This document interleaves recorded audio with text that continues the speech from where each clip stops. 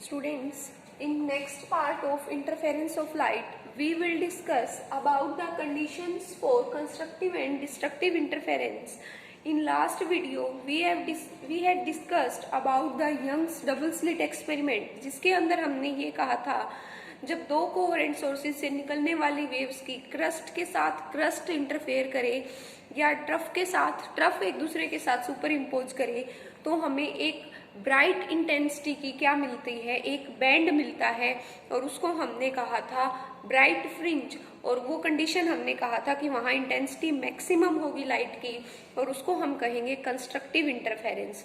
और दूसरा जो था वो था हमारे पास डिस्ट्रक्टिव इंटरफेरेंस, जिसके लिए हमने कहा था crust of one wave super impose with trough of another and vice versa, trough of another super impose with crust of first.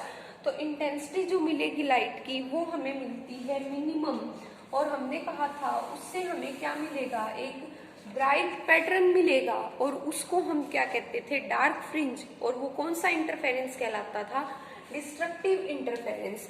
और हमने ये कहा था कि जो ये पैटर्न मिलता है हमारा वो इस तरह से होता है, सेंट्रल फ्रिंज ब्राइट, फिर alternate dark bright, same pattern, uniform pattern का अगर हमारा इंटरफेरेंस पैटर्न हमें मिल रहा है तो इस तरह के इंटरफेरेंस पैटर्न को हम कहते हैं सस्टेन्ड इंटरफेरेंस। तो इसकी कंडीशंस हम बाद में डिस्कस करेंगे, पहले हम कंडीशंस निकालेंगे for constructive and destructive interference. तो हमने कहा था कंस्ट्रक्टिव और इंटरफेरेंस के लिए sources must be coherent in nature और उनके अंदर जो फेज डिफरेंस है इट मस्ट बी कॉन्स्टेंट। तो हमने मान लिया late y1 is equal to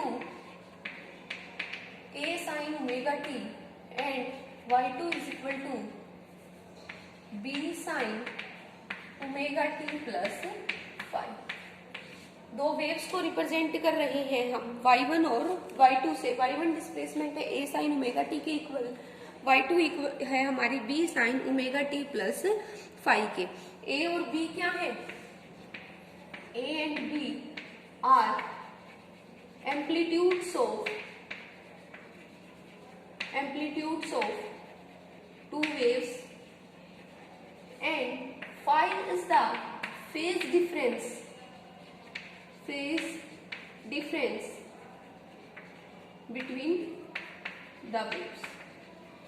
phi क्या है, फेज डिफरेंस है दोनों के बीच में, और a और b क्या है, इनके एम्पलीट्यूड हैं। तो दोनों वेव्स जब एक दूसरे के साथ सुपर इम्पोज करेंगी तो resultant wave according to superposition principle will be written as y1 is equal to y is equal to y1 plus y2, y is equal to y1 will be written as a sin omega t plus b sin omega t plus phi। We will using the trigonometric formula sin a plus b, that is sin a cos b plus cos a sin। अब हम क्या करेंगे, a sin omega t plus b sin omega t cos phi plus b cos omega t sin phi। अब हमने क्या किया, sin omega T common ले लिया इन दोनों में से, तो ये आ गया a plus B cos phi into sine omega t plus इसको लिख दिया b cos omega t sine. ये हमारी आ गई रिजल्टेंट वेव। लेकिन जो हमारी रिजल्टेंट वेव है वो हमारी वेव, देखो ये हमारी दोनों वेव्स रिप्रेजेंट कर रही हैं एक हार्मोनिक वेव को, तो ये वेव भी हमारी कैसी होनी चाहिए, रिजल्टेंट वेव भी एक हार्मोनिक वेव होनी चाहिए। मतलब it means it must be in the form of sine, but ऐसा तो नहीं है। तो इसको साइन और कोसाइन फॉर्म में कन्वर्ट करने के लिए हम क्या कंसीडर करेंगे, हमने कंसीडर किया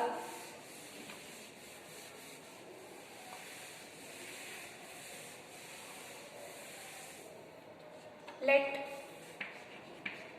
a plus b cos phi को हमने मान लिया cos theta and b sine five को हमने मान लिया साइन थीटा, इसको माना आर कोस थीटा और इसको मान लिया आर साइन थीटा। ठीक है, एक नया रिजल्टेंट होगा हमारे पास और एक नई वेव की फॉर्मेशन करना चाहेंगे हम। So from one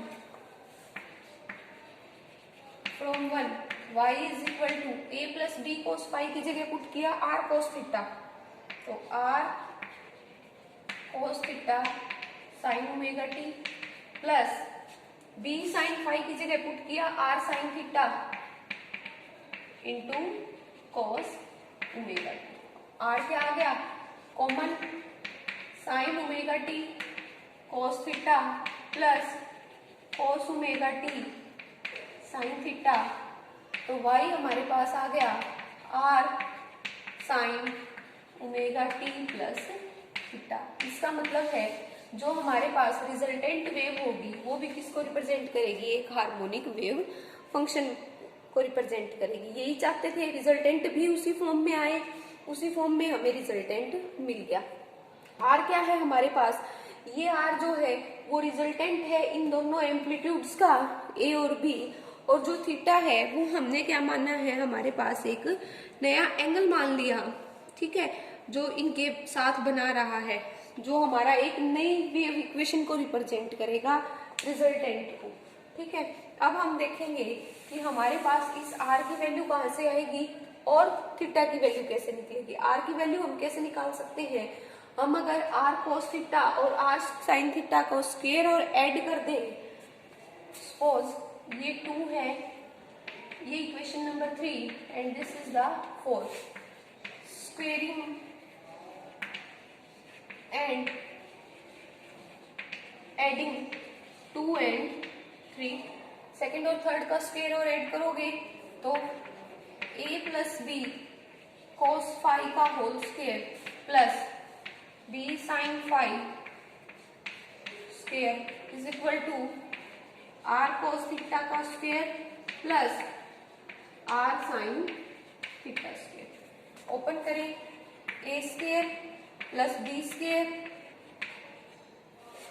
A square plus B square cos square phi plus 2ab cos phi plus B square sine square phi is equal to R square common, sine cos square theta plus sine square theta is equal to 1। तो ये हमारे पास R square आ गया, और हम इसको कैसे लिख सकते हैं, B square cos square phi plus B square sine square phi में से बी स्क्वायर कॉमन आएगा तो क्या बचेगा, cos square phi plus sine square phi that is 1।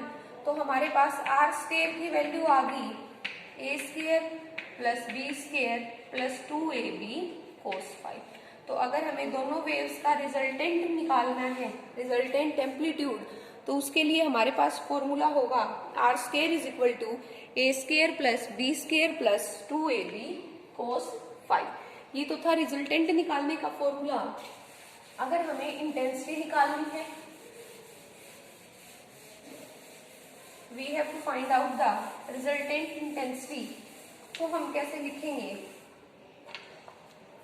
Are square, R की वैल्यू आई है हमारे पास under the root A square plus B square plus 2ab cos phi. अब हमें इंटेंसिटी के टर्म में अगर और फॉर्मूला फाइंड आउट करना है तो हम क्या लिखेंगे, हमें पता है intensity is directly proportional to the square of amplitude. तो हम क्या करेंगे, I1 is proportional to a square, तो I1 की वैल्यू आ जाएगी के ए स्क्वायर, I2 की वैल्यू आ जाएगी के बी स्क्वायर, और रिजल्टेंट इंटेंसिटी को अगर हम आई आर से डिनोट करें तो वो वैल्यू आएगी हमारे पास के आर स्क्वायर। ठीक है, तो यहाँ हमने वैल्यू पुट की, अगर हम इसका स्क्वायर कर देंगे तो हमारे पास ये आ जाएगा r square is equal to a square plus B square plus 2ab cos five.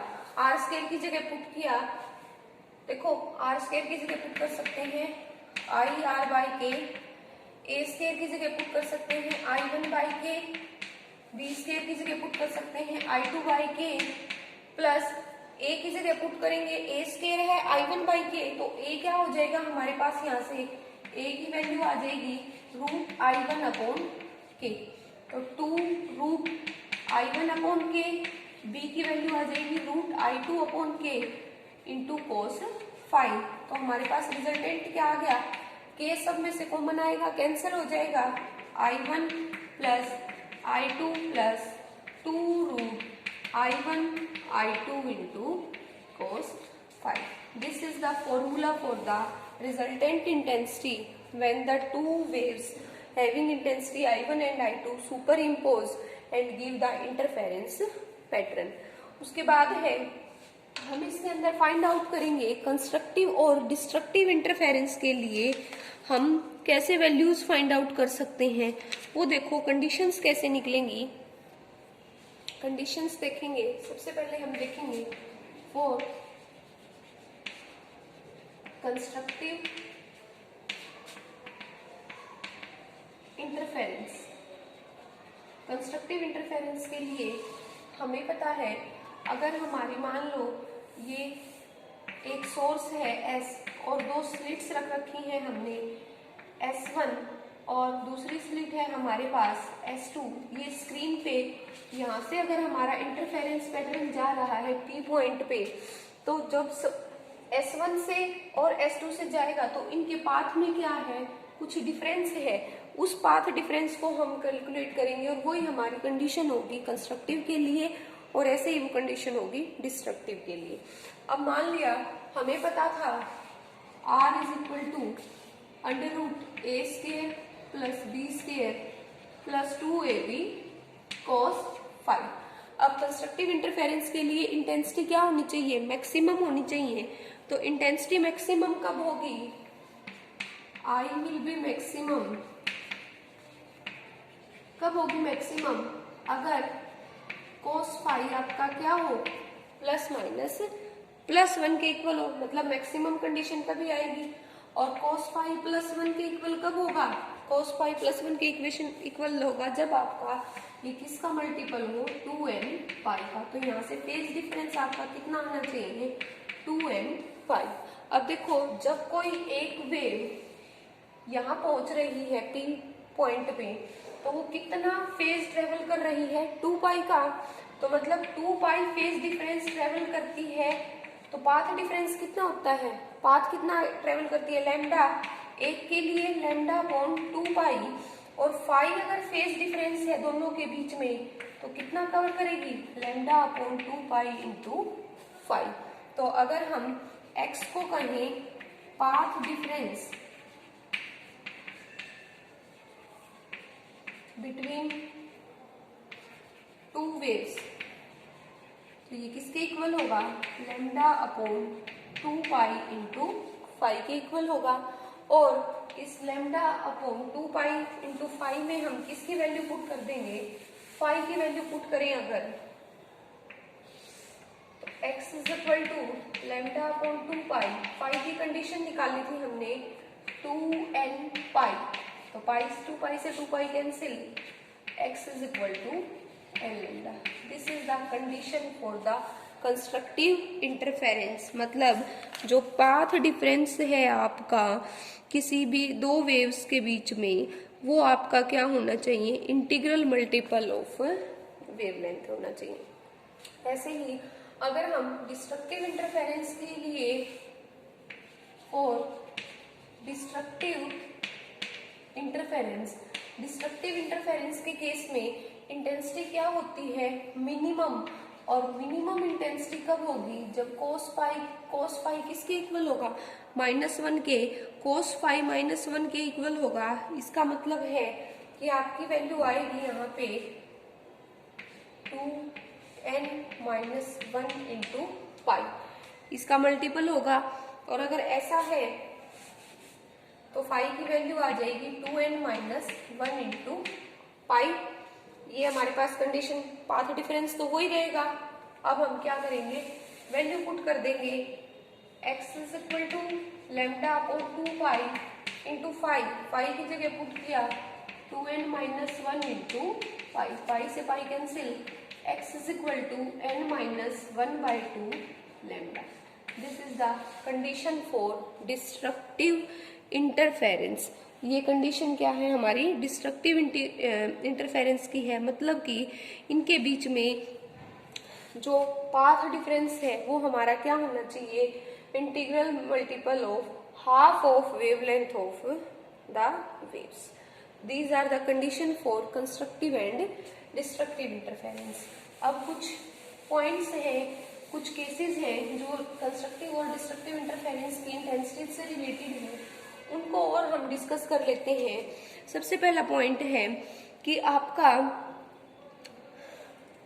First है, अगर cos फाइव मैक्सिमम हो जाए, दैट इज 1 के इक्वल, तो इंटेंसिटी विल बी मैक्सिमम, और वो मैक्सिमम इंटेंसिटी के केस में रिजल्टेंट कितना आएगा, a square plus b square plus 2ab। cos five 1 हो जाएगा तो r की वैल्यू आ जाएगी under root a plus b का whole square, that is r will be maximum and that is equal to a plus B.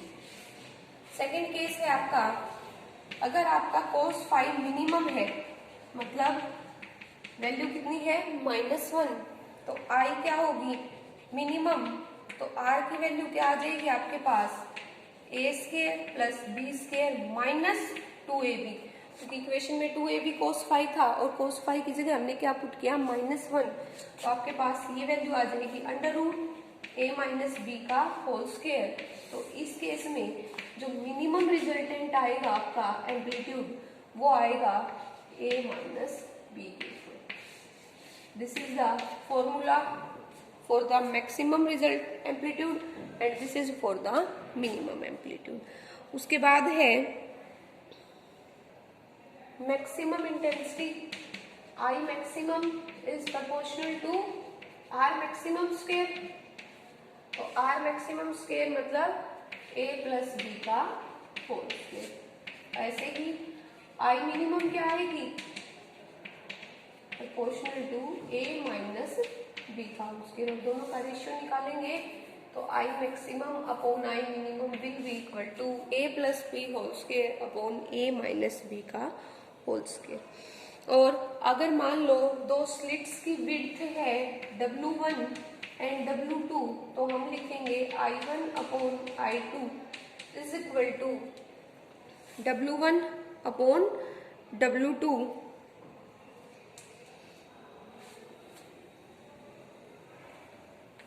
W1 upon W2। और अगर आपके पास A और B क्या हो जाएंगे, सेम होंगे या कंडीशंस वो चेक कर लेंगे हमें कि वैल्यूज क्या गिवन है, तो I1 अपॉन I2 किसके इक्वल होगी, W1 अपॉन W2 के।